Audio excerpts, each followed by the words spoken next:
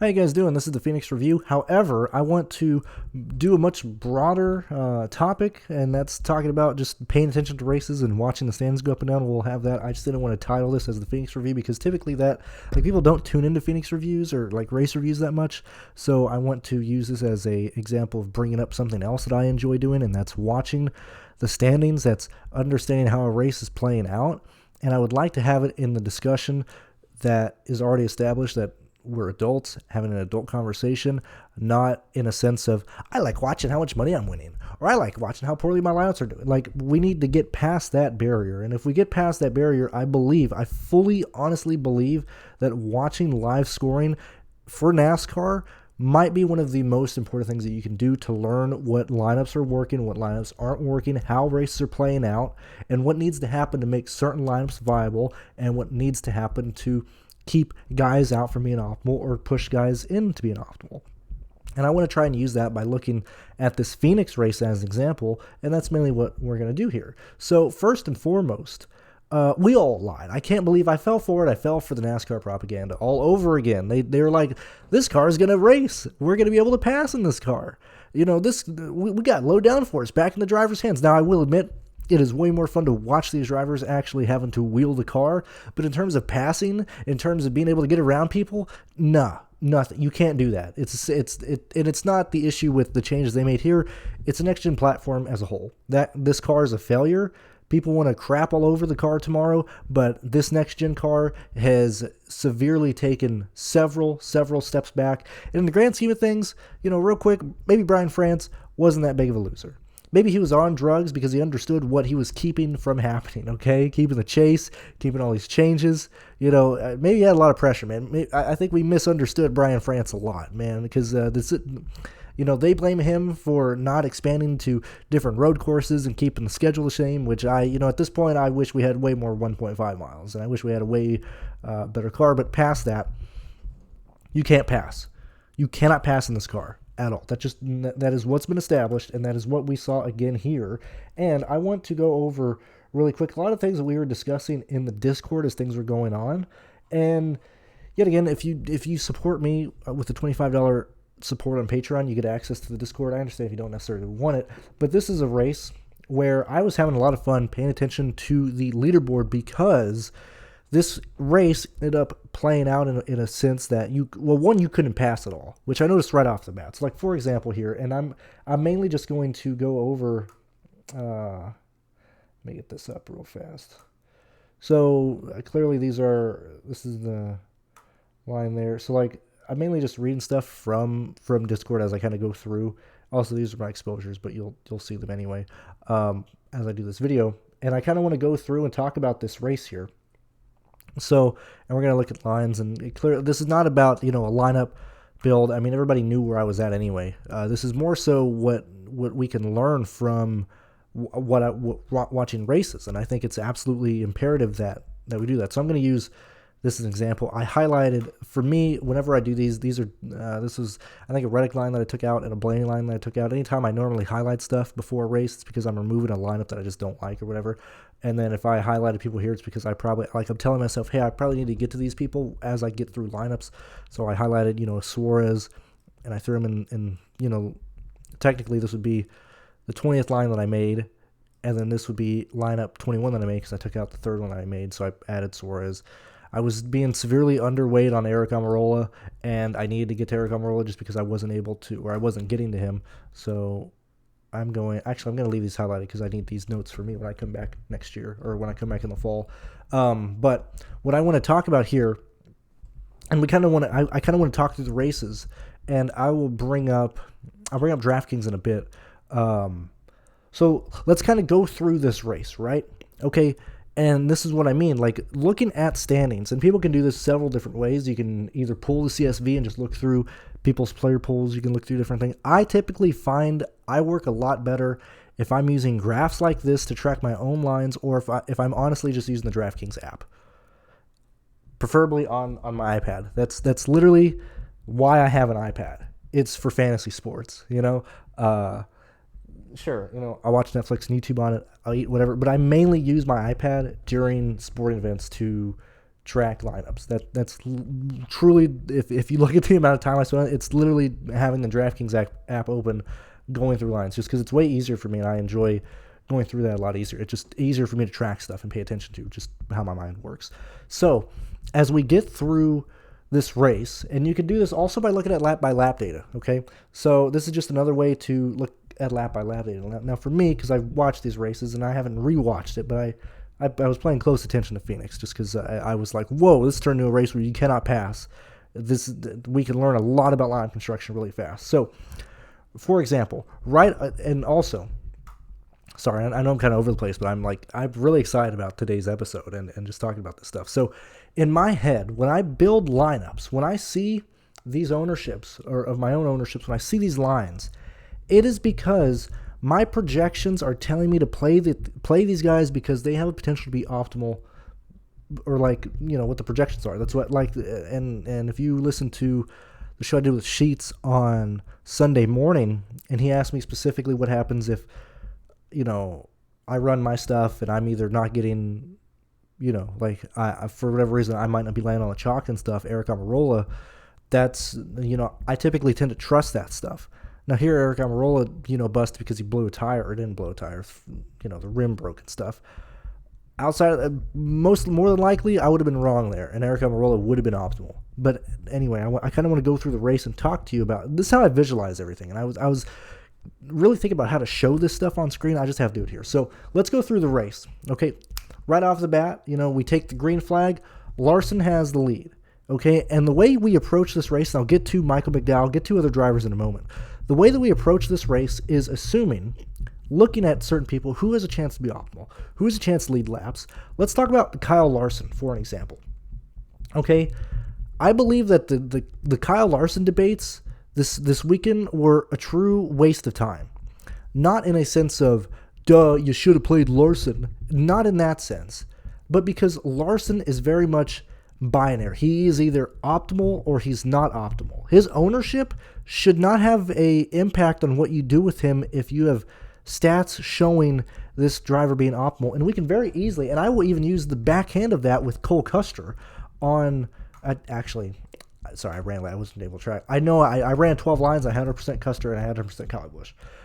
All the data I had, track history, 5-lap runs, crew chief, team history, everything said play Cole Custer, in my opinion. Okay?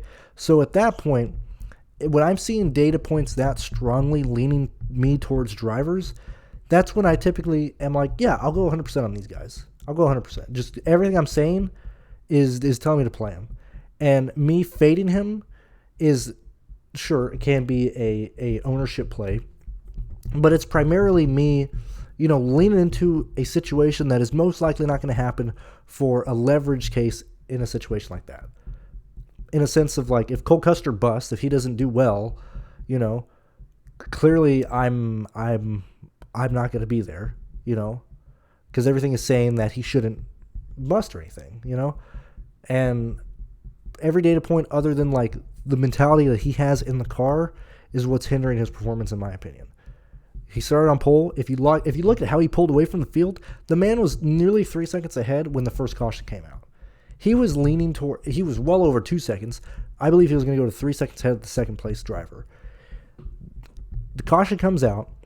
He stays out to get stage points, so he pits at the end of the stage, and he ends up running 13th to 10th nearly the entire day. Couldn't get through the field. The speed was there, couldn't get through the field. Okay? Made a mistake on my part. Is it a mistake because I looked at bad data points? I don't think so. For example, we'll look just real quickly at the practice speeds. I don't believe that these are bad data points. He's there. He's running long times. He's right on par with Truex, Nemechek. All these guys are running the exact same times. They're right there. I don't believe that was a bad take when we look at runs. Okay, yeah, sure. We can look at. Sorry, I'm kind of going through stuff. When we look at Cole Custer, yeah, sure, he didn't do a 15, he didn't do a 20. All the data here. So practice history showing, or practice data showing me Cole Custer. Race history showing me Cole Custer. Track history, team history, everything showed me Cole Custer. Okay? We miss sometimes. That's how it is. Did I mess up somewhere in my process? I don't believe so. Did I mess up somewhere at Vegas with my process of the data points that I take in to make decisions? I don't think so. Okay? Clearly, there's something going on with Cole Custer that has just not lined up in these races. Okay? Yet again, it's leaning me and some other guys to assume that it has to be more of a mental play with Custer being demoted, not having the drive to get up to the Cup Series. Whatever the case may be, it's something going on because Custer is clearly having all the data points showing to point to him these last 2 weeks at Vegas and Phoenix. I want to bring that up really fast before I go into the Larson talk right here. But clearly, Cole Custer has not worked these last 2 weeks for whatever reason. Do I believe in, I don't mean for this to come off as like, what am I doing wrong? I didn't mess up. I got unlucky. I'm just explaining where my thoughts are, where everything is as I look through the data, as I look through my process, as I look through everything. Okay, so now to get out of the way, I wanted to bring that up because that's basically the opposite of Kyle Larson because they were in identical plays. Okay, when you look at what Larson was doing here, these laps, all through practice, these speeds, fantastic speeds, the longest running cars in practice, him and Harvick. Okay, when we look at 5-lap, 10-lap runs, yes, I understand that it was cloudy. It was a bit more, track had more grip in it than it normally does on a typical Friday practice, but everything here is pointing towards Larson. Everything here, all my data points that I use, and yet again, I repeat this because there are several people out there that'll be like, you're just mad or you just tilted, whatever the case. I want to explain where I'm coming from. Practice data, long run data, track history at Phoenix, track history in previous cars in 2017, 2018, 2016, previous year, way back there, everything was telling us to play Kyle Larson. Okay? So when I identify these situations, when I have situations like this with Cole Custer and with Kyle Larson, those are the situations where I go 100% on a driver. When I have everything telling me to play them, truly, outside of whatever Cole Custer is doing or a mechanical failure / crash, all the data supports playing Kyle Larson. Okay, so I don't exactly remember the point that I was getting to at the thing, but I think it was somewhere along the lines of is he there, whatever the case may be. I don't necessarily remember what I started that rant for, but the information is... Anyway, that's typically why I go 100% on somebody. So the green flag drops. Larson leads lap 1, okay? Byron passes him entering turn 1 on lap 2. Okay, so when we're looking at this in terms of an optimal lineup, that is putting Kyle, and let's not pay attention to my lines, let's not pay attention to my ownership. We are looking primarily at these drivers here. Who is going to be optimal? Who is going to be a good play? That automatically puts Kyle Larson at risk of not being optimal because Byron has taken the lead from him. Okay? In that exact same start, Denny Hamlin has dropped from second outside the top 5. He has a terrible start to the race. So, and let me go ahead and bring this up real quick. I apologize if I'm super giddy. I just really enjoy conversations like this. So thank you, Kyle, for always posting this. So I never have to. I always like when people do work and I don't have to do it. So when we look at, Hamlin's at 25%. We'll talk about Larson being at 52%. So Hamlin automatically drops through the field right on the first restart. That is automatically putting Denny Hamlin at risk of not being optimal at 25% ownership. Okay, and the ownership is not important. I'm just explaining that in case people weren't familiar with the ownership, whatever the heck happened with people. Anyway, so Byron gets the lead. And Byron ends up driving away from the field. He's gone. Larson, with all these data points I've talked about, could not get to Byron. Yes, and they are 1 and 2 in nearly every data point we were looking at. In hindsight, Byron, when we look at, his runs, Byron is relatively right there. So certainly on the long runs, certainly a long run car. He just had to get by Kyle Larson when Kyle Larson has, a really, really good car here, and he could challenge him on the long run. But when we look at in terms of being optimal, So Byron stays out, right? He stays out. We get a caution. Kyle Larson, and at this point, Byron has led, I don't know, first 46 laps or so, and fast laps are still being spread out. Kyle Larson, I think, has like 7 fast laps at this point. Bell has some fast laps at this point. Kevin Harvick has some fast laps at this point. But in terms of how this race is playing out, once Byron gets to a certain amount of laps led and fast lap points, the man is going to be optimal. Okay? So at this point when Byron Larson hasn't passed Byron yet on pit lane, which I even typed in here when it was like, I think Sterling asked what happened, did Larson get loose or what happened there when Byron pulled right in. All I responded with, Kyle Larson should get the lead on pit lane, on pit road.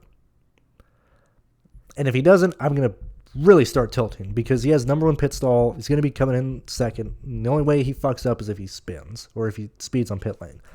But at this point, we can honestly assume and look at William Byron being optimal.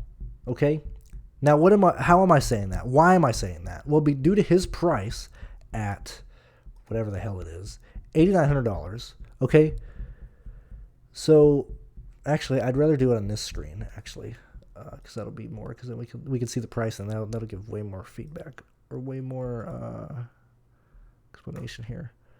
Okay, so, at this point, we're 60 laps into the race, whenever that first caution comes out. Byron, in my opinion, is optimal at this point because he has been the early lap leader.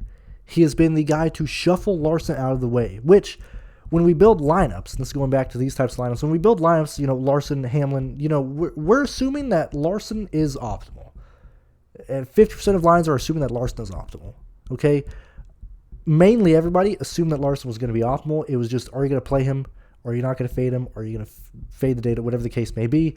But a lot of people are assuming that Larson is going to be optimal. So when we look at lineup construction, okay, Larson being optimal then dictates that, he's 11-1 or whatever the heck he is as we go back here. Larson is 11-1. Okay, so he's taking a big portion of the salary in the lineup away if you're building with him being optimal and with him being, like, when it eventually happens or whatever. So with Byron working his way into being optimal, leading early enough to pay off this price point. I don't remember what he was at this point, but it was like 62, 64 points, whatever the case may be. As long as Byron does not get taken out or moved like past 18th or something to wipe away those fast laps led, we have to look at Byron being optimal. Okay? That's just how it is. That's how these races play out. That's why I encourage you to looking at live scoring and live lineups to see how things are being played out with people being optimal. Because at this point in the race, Byron lineups are optimal, and Kyle Larson lineups are not anywhere near the top of the scoreboard. Okay? Because all the Larson lines, yes, if they have Byron, at this point they are missing out on the place differential plays. Okay? And yet again, it falls into, we're going to use the term dominator here, although the fact, I think you should just not use that. I think you should realistically, and I've said it before, just play like 4 to 5 guys each week that you can realistically see laps led or fast laps in some form or fashion. But when we say, hey, we need to play a 3-dominator line, we need to play a 2-dominator line, that is usually dictated on the salaries as well. Can you afford a 3-dominator line? Well, no, if your main dominators are $10,000, you can't really play a line that's going to be that good because you're going to be in the 6 and 5K ranges, okay? So at this point, Byron is optimal. It is forcing Larson lines out of the top of these contests and mainly out of the cash range because you're getting a lot of people that have gone to Eric Almirola, that have gone to Chris Buescher, that have gone to Alex Bowman. Got to throw in completely, everybody, we all missed on Josh Berry. Josh Berry, I haven't looked at the optimal line. I mainly paid attention to just the winning lines. The fact that Josh Berry came in at 2% ownership, wow. We all got so fucking lucky there. Because I think Berry may have been in the optimal. As I said, I haven't ran stuff yet. But he's either there or right close. And the fact that nobody played him, the fact that, so in contests, he's technically not even being considered because the amount of lines that have him are most likely not lines with Byron, so we can throw Berry out. But we got so lucky with Josh Berry. Anyway, continuing on. So we get through the first first travel down pit lane. At this point, Byron is optimal. And as I was throwing here, at this point, AJ is also doing well. So AJ has moved up, and I think he was speeding up something on pit lane. I don't remember what happened, but a lot of AJ was coming through, being optimal at this point in the race. And yet again, I'm sure some people are like, why are you talking about this? Like, you're talking about optimal lineups on like lap 58 of a race that has 312 laps. Yeah, this is important to see, and you'll get to why I'm saying this, because it really hit me around lap 130 what this package really was. And we had all approached this wrong. The wool was pulled over our eyes because we could not pass in this race. So Larson gets the lead on pit lane. Stenhouse also loses positions on this stop as well, which, yet again, a lot of place difference was coming through at this point. We had Eric Almirola, we had Stenhouse, we had AJ. I think Wallace had moved up a little bit. Harvick, certainly, I think Harvick was in 11th. Reddick was in the top 9 at this point. And so a lot of the current winning optimal lineups at that point in this race had Byron in it, no Larson, and a lot of place differential coming through, which, yes, we haven't ran a lot of laps, but still, we need to pay attention to how these builds shake out. So once we get through here, at this point, so Larson gets the lead. And Larson survives the restart from Byron, although he was very close to having Byron pass him again. At that point, all Larson lines were very much in jeopardy because we absolutely needed him to lead laps in this race, okay? In my opinion, my move was, if he can get around 50 to 80 laps at this point in the race, it would then shift the build to being a Byron and Larson type of line, which, like, no shit, hindsight 2020, Brandon, of course. But, like, as this is playing out, you need to be aware of this. As this is playing out, I need to be aware of this because I'm paying attention and I'm tracking how many of my lines are actually going to cash or not. And yet again, we'll go back here and we have had phenomenal weeks. Let me bring up to 15 real fast. League.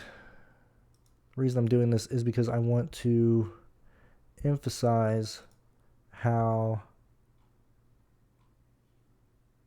things play out. So at this point, the cash line is around 8,000 people. So we'll show all for this example. I'm sure I could do this to like CSV files and stuff like that, but I just enjoy explaining it here. So the cash line is right here.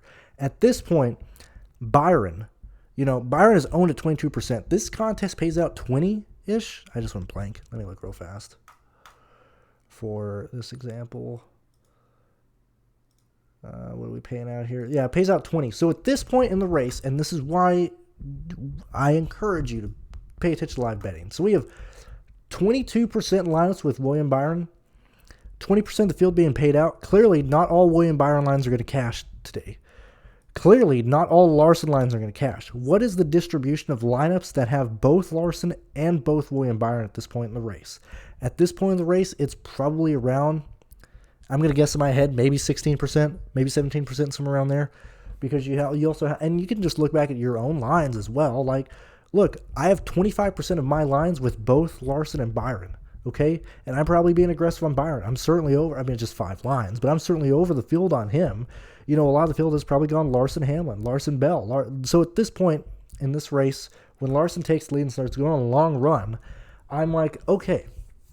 When Larson starts, when his points start pushing up, because we have an optimal Byron at this point, Larson, the closer he gets to locking himself from being optimal, is pushing out place differential plays on the bottom, because at this point you're spending, what is that, 11, that's like 22, 20, so you're spending $20,900 on these 2 drivers. So yet again, never, ever do math on a stream, on a recording, if you are ever here, because you will always mess up, because I'm an idiot. Also, I'm just a moron.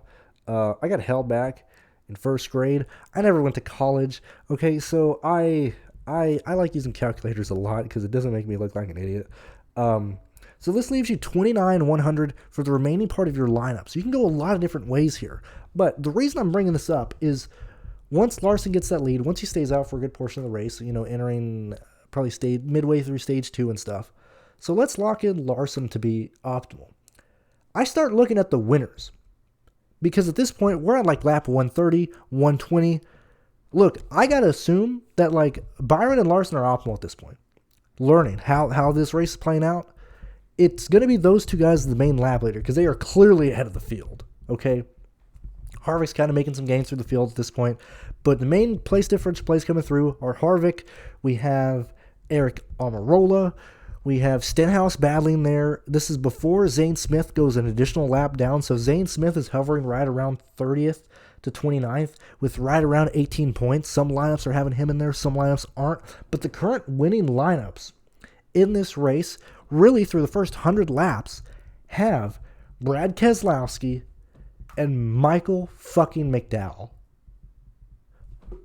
I couldn't believe it. And I was like, this is me. When did this race start? So this race starts at 2:47 at 4:41 or 3:41. You know, an hour into the race, I'm like, bro, what is with these bullshit lineups winning these contests right now? Because there's very little passing going on. We're seeing the field spread out. We're seeing that this is what it was last year. You just can't fucking pass with these cars. William Byron and Brad Keselowski. On paper, bad plays. Just how it is. On paper, bad plays. And this isn't me being like, oh, why are these guys playing? No, like, let's look at this as an adult. Like, what data point is being used here other than track position? And people holding on, and people hold, but like Michael McDowell, statistically, one of his worst racetracks. His finishes, and I'll throw in everything here because I want to go through this stuff. I enjoy talking. I'm sorry, I say that a lot, but I really do enjoy talking about this. So let's look at Michael McDowell's previous races at this track entering this weekend. And that's why when I say, what's with these bullshit plays, these ugly plays, like, fuck, I'm not seeing this, man. So, P1 ranking 30th in practice. P5 5-lap average, 27th. 10-lap average, 24th, 15-lap average, 18th, but we only have 24 people running that. He was the slowest out of all the cars who ran a long run. He was 17th fastest on the 20-lap runs. His previous finishes here at this race, 25th, 27th, 24th, 23rd, 16th, 30th, 36th, 16th, 32nd, and 22nd. Michael McDowell is starting. Michael McDowell is starting 7th. Okay? So at this point, I'm like, everybody who played Michael McDowell, what a bunch of mad lads. It's going to work. It's going to absolutely work based on the lineup construction. Because the winning lineup at this point has Larson, Byron, Keselowski, and Michael McDowell. That's a total of $3,100. Yet again, look, I'm just deal with my autism for a moment here. This is typically why I'm really good when I prepare for stuff. So this leaves $15,900. This leaves $7,900 for your remaining two drivers in this current line. This was the lineup winning the main GPP at the time. So what type of build is that leaning towards? What do you fill your lineup with at that point? Who are you going to? It's leaning to Eric Almirola, forcing his way into being optimal. And then the last guy in, at that point, he was jumping back and forth. But at this point in the race, before Eric Almirola blows his tire or loses the wheel or whatever, your optimal lineup in this race is Kyle Larson, Byron, Keselowski, McDowell, Eric Almirola, and the sixth one is just whoever is working at the time. But look at this. Look at this build. Look at this approach. This isn't crazy, okay? This is not insane whatsoever, okay? So fast forward a little bit, we get to green flag pit stops. Michael McDowell, speeds. Let me go through real fast because let's see. Where we at?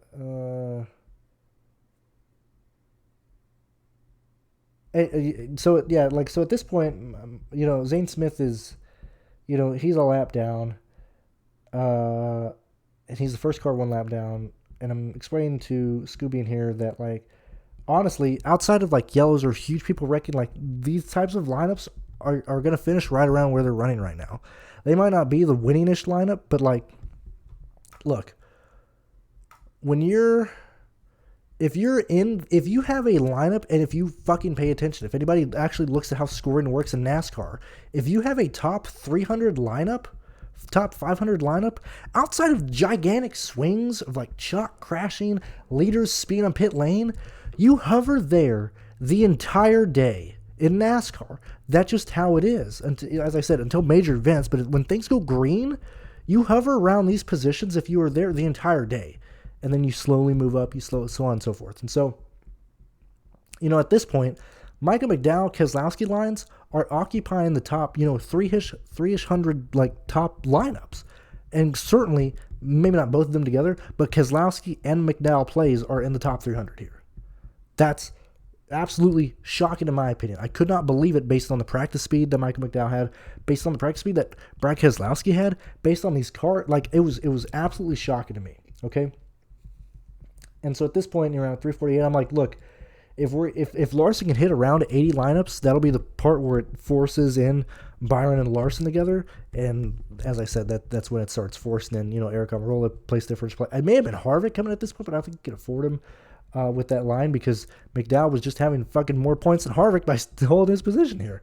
It'll start to focus on PD. That's why I like watching lines during races. You can learn so much about how things play out from a DFS perspective, and you can learn how certain people approach, how you can approach, how you can do things. It's another level of looking at lap by lap data. Let me see. And then, so McDowell speeds in pit lane. So it fucks the McDowell lines. And it sucks for those guys. What a wild build. Those guys were doing everything correctly, and we'll get back to Mike McDowell later. But Kyle Busch, Michael McDowell lines were a wild play. I have no idea how many people had it. He had 5%. Unbelievable mad lads. The only thing you could have done more crazy was playing Josh Berry. We all missed on that. We need to take notes of that. So McDowell speeds in pit lane. He falls through the field. Those lineups are absolutely killed at that point. So we have a huge portion of lineups that were occupying the top of these contests, and they get pulled from us. They get knocked out of the cash line. They go from being top 300 to outside the bubble. Okay? And this is also, you gotta, I'm not saying anything new, but these points, these lineups are separated by just tenths of a percentage or tenth of a point, decimal points. All these lines are very, when it gets to NASCAR scoring and everything, there's not that big of a difference between 8,400 and 2,000, okay? So McDowell speeds and gets removed from there. Kyle Busch also speeds, or also has an issue, but nobody really played Kyle Busch, and he was an expensive guy, so he wasn't in the optimal lineup anyway. So it kills his Kyle Busch lines. And at this point, I'm like, GPP winning lines got absolutely murdered on the first set of green flag pit stops. It's going to be very difficult for those lines to come back because, fucking McDowell's going to go a lap down. Well, everything is freaking nuts, But McDowell, what a play at this time. Let me see going through. Bell has a long pit stall, or has a long pit stop. And so at this point, an hour and 15 into the race, it's looking like, because we've lost the McDowell lineups, Keselowski is still flirting in the top 7 all day, but at this point, it is forcing in Eric Almirola and Chase Briscoe. Okay, so about halfway through the race, these are 4 of your drivers in the optimal lineup. So what is this type of build looking like?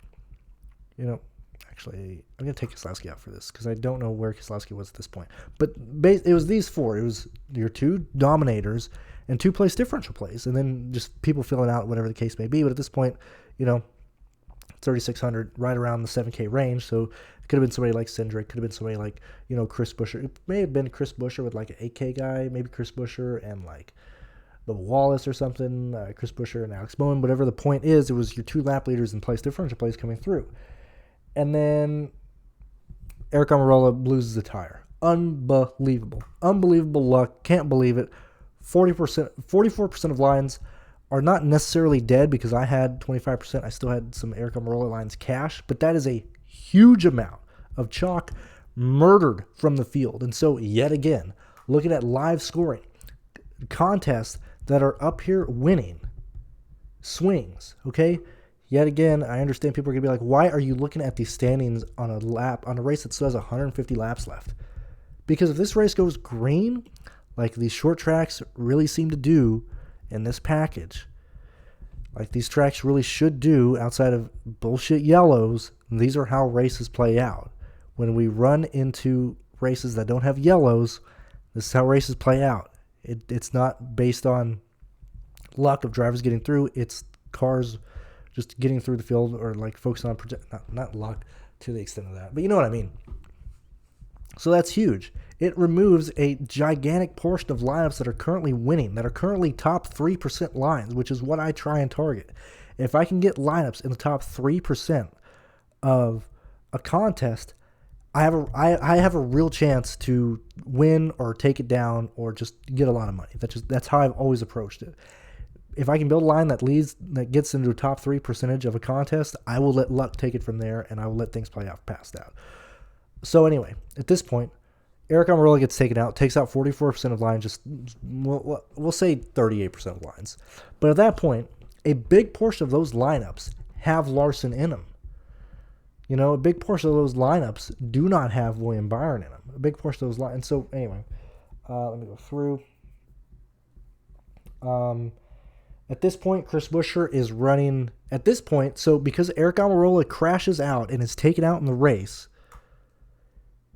it is Larson, Byron, Chris Buescher, because in price range and lineup range, like when you're building the same line, because Eric Almirola has just been taken out of the race, it then defaults to the best 6K player in these range, because in these lineups, you're dealing probably with lineups within the same, probably $400, $500 range. It's certainly $400 with the difference between $6,900 and $6,600. Well, that's $300, but certainly within $500 ranges. So it moves Eric Almirola out and it puts Custer in. So at this point, your guaranteed quote unquote like optimal lineup is looking Larson, Byron, Custer, or not Custer, Larson, Byron, Chris Buescher. Okay. What is the ownership discount between Chris Buescher and Eric Almirola? It's pretty huge. That's pretty substantial. Why is it that this is such a big discrepancy?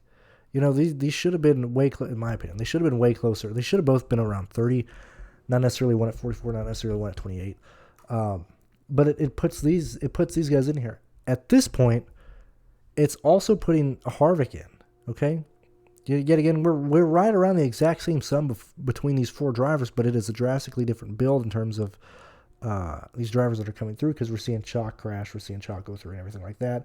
Zane is also running into issues as well, so we're not having Zane come through. So we're not having the 5K range really work out, because Harrison Byrne ain't doing shit. LaJoy ain't doing shit. BJ McLeod, Zane Smith, Ty Dillon, Cody Ware ain't doing shit. They ain't anywhere near value, okay? So at this point in the race, it's leaning to 6K drivers. We have some Priest coming through. We have some Justin Haley just surviving based on like defaulto points that he has versus other people. Yet again, Michael McDowell at this point is down probably negative, or certainly down 19 positions in the race, probably around -1 to -2 points, if not a bit more. But he's not in a situation where these guys are, where they are trapped lap down and they can't go anywhere. McDowell, while he's scoring negative points, is still in contention at this point. He's there by default of being the one 5K guy who technically has a still chance to just get through the field and not be lapped down everything. Let's see. So at this point, all the top lines in this race, and at this point we are in stage 3. We are knee deep in stage 3, coming to that green flag pit stop, and the winning lineups are all pretty chalky in a sense of Larson, Byron, Harvick, Buescher's coming through. So these are 4-year guys. I forgot who the other 5th one was, but a lot of the one-offs, like one-off bad plays to fill out your line, it was yet again Brad Keselowski. It was Corey LaJoy, because he was outscoring McDowell at the time, and it was Noah Gragson. So, actually, let me get these guys. It was Keselowski, LaJoy, if I can find again, and Noah Gragson. Where are we at here, dude? Where are we at? I just saw Noah's fucking name. Oh, it's right here. So, these are your one-off plays, like ending a lineup. You got like truly good play, because at this point, it's Larson, Byron, Harvick. I believe it was probably like it was either between Bubba Wallace, Bowman, possibly Truex, possibly Reddick with their pricing, Suarez as well. So, okay. So hopefully this is making sense. So at this point in the race, before we get to that last yellow, before we get to that green-white checkered finish, we get through. Also, Eric Jones stays out to lead some laps, so he's taking some laps led away, and he's kind of saving some of the Eric Jones people. Okay, so let's go before Jones stays out in this race. The optimal line is Kyle Larson, William Byron. It is Harvick. It's these three for sure. We're going to use these three guys for sure. The value play that is coming through is Gregson, or that is coming through for various lineups up top. It's Gregson, LaJoie, Keselowski. So these are like where they're at. And then the Buescher is optimal at this point.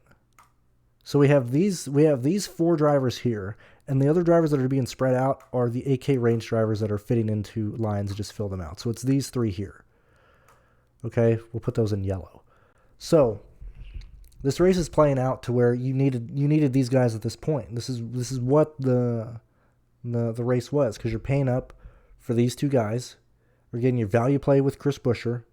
You're getting one of whatever other cheap guy you can put together with Chris Buescher in order to get to Suarez, in order to get to Kevin Harvick, in order to get to Alex Bowman, Bubba Wallace, whatever the case may be.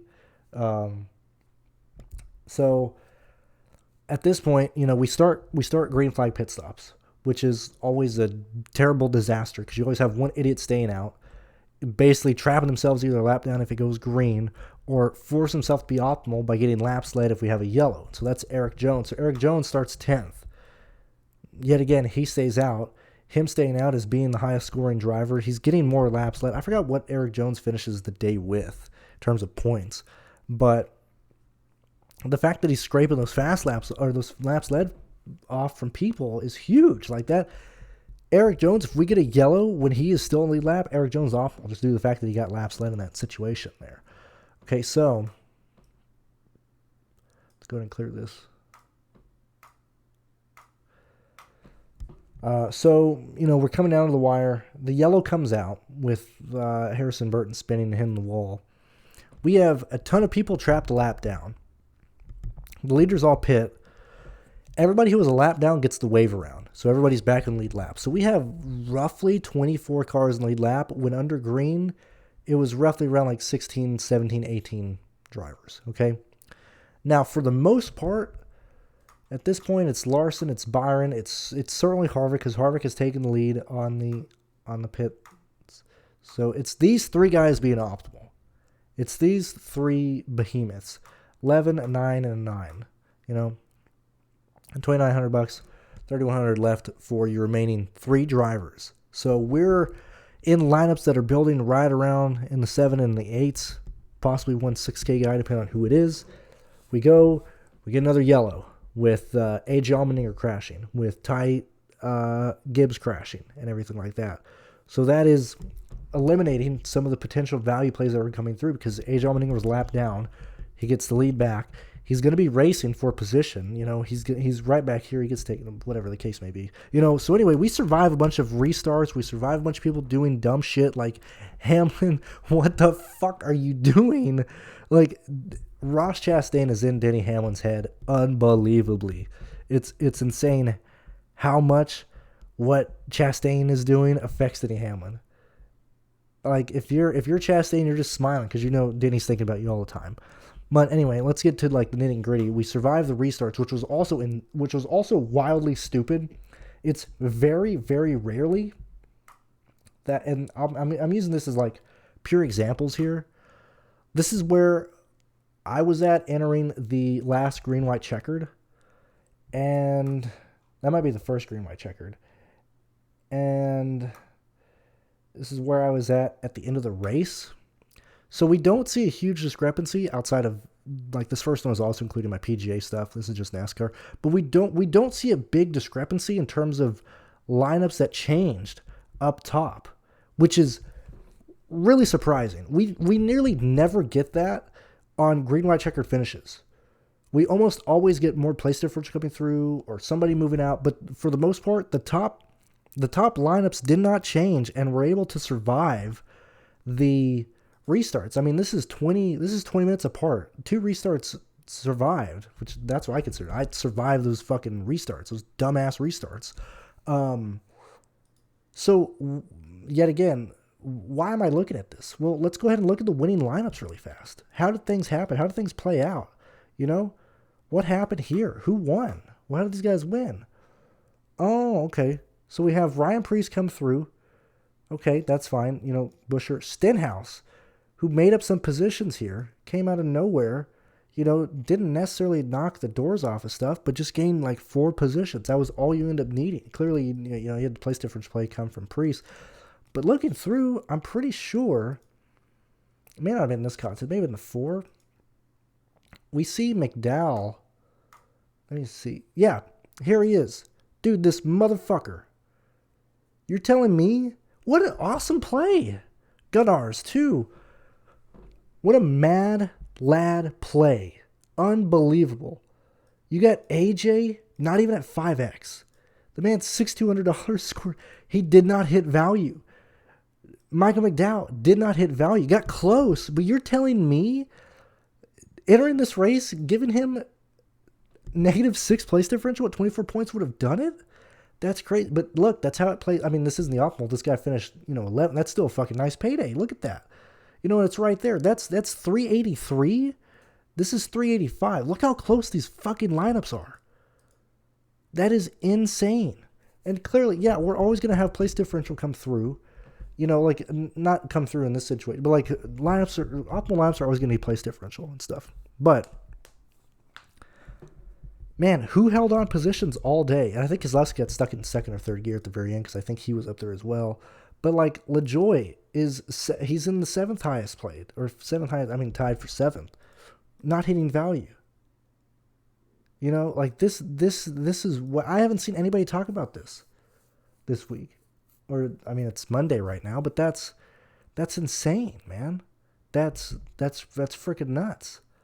That place differential really didn't matter in the value rate. The value score didn't matter. It's yet again another reason why, shame that I think Cody Ware scored like 9 points, but this is a very similar situation to where, the punt plays, you just need the one that fits with your line. It's not based on what that play is scoring. The best value, it's literally just what fits in your lineup.